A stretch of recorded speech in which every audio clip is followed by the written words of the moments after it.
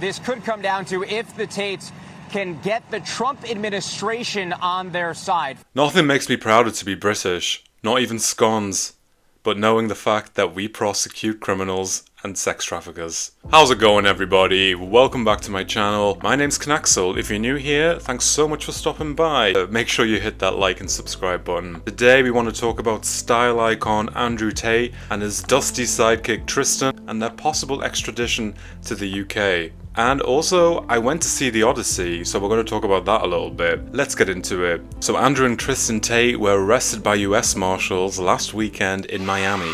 Andrew and Tristan Tate are facing a bid by British prosecutors to have them extradited from the US to the UK after authorities issued 38 new charges against them. US Marshals arrested the brothers in Miami on Saturday after CPS, that's Crown Prosecution Services, brought new charges including rape and offences related to sex trafficking. Andrew is 39, Tristan is 37, came to global fame via social media.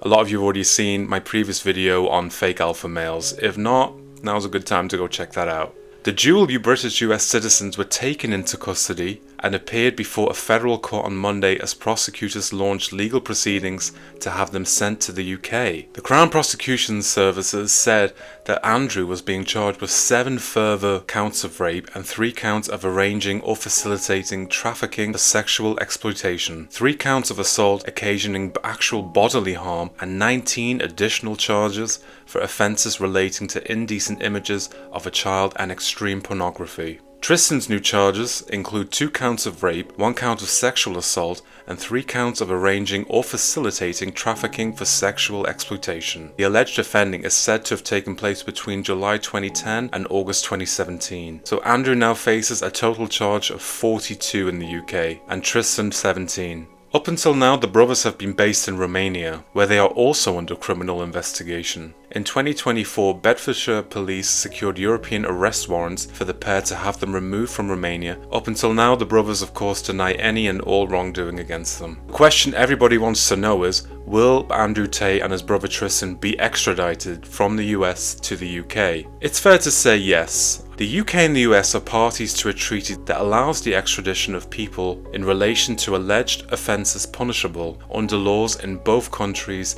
by at least 1 year. For a UK case, the CPS prepares a request which is certified by a judge, which then will forward the extradition request to the relevant state through usual diplomatic channels. Andrew and Tristan appeared in front of a judge in Miami on Monday. They wore a pair of light brown uniforms and were handcuffed and shackled at the waist and ankles. It's a shame because we were actually hoping to see Andrew's fabulous purple satin blouse. And they only spoke when asked if they understood their rights. The brother's attorney is Joe McBride. He told reporters after the brief hearing that his clients are innocent, quoting, "They've never done nothing wrong. They shouldn't be extradited for crimes they didn't commit. It's garbage. It's a stitch-up job."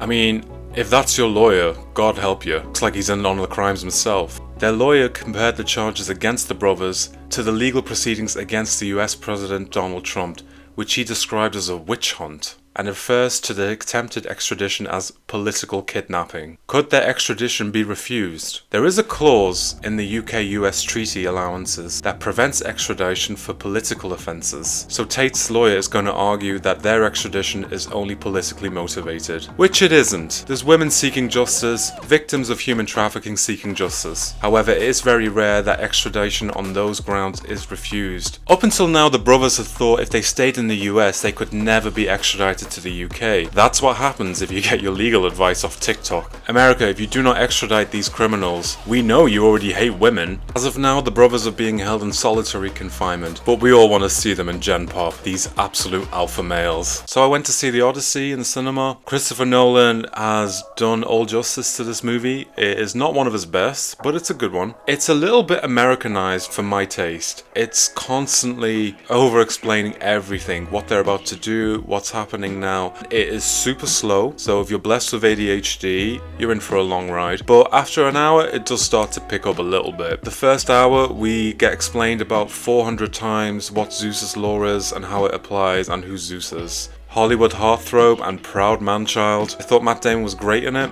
Probably one of his last roles where he's going to be so buff. Tom Holland, congratulations Tom, you are now a man. And even though his American accent was a little bit irritating, he still did a pretty good job. I even liked Anne Hathaway in this. I'm always to be had for a good cancel Anne Hathaway moment, but she didn't even annoy me. That's how good the acting was in the whole movie. Some of it was a little bit overproduced, a little bit too glamorous. I mean, this is ancient Greece. Matt Damon seemed to think he was in a comedy at times. There's a lot of grinning going on, which I really wasn't following why. The first hour is a drag, I'm not gonna lie, and had me wishing I would have just stayed home and reread Stephen Fry's Mythos and Troy. I thought the cinematography was great, the lighting was wonderful, because a lot of times when you see new movies, you're just like, who the hell is that? It's way too dark. 3 hours was a little bit above my patience. Casting is a bit of a miss, with Elliot Page, formerly Ellen Page, and it just makes you wonder, wasn't there anyone better for this role? He dies pretty early on. Some of the messaging got a little bit blurry as well. For example, the Trojan War didn't happen because someone didn't obey Zeus's law. It happened because Paris, a Trojan prince, abducted Helen, Queen of Sparta. Her husband, King Menelaus, invoked an oath sworn by her former suitors, prompting his brother Agamemnon to lead a massive Greek coalition to retrieve her. But that's neither here nor there. It's a good story. It does retell a little bit of the Trojan War, so if you have the patience, go see it. That's all I have so far. Make sure to hit that like and subscribe button, and I'll see you on the next one.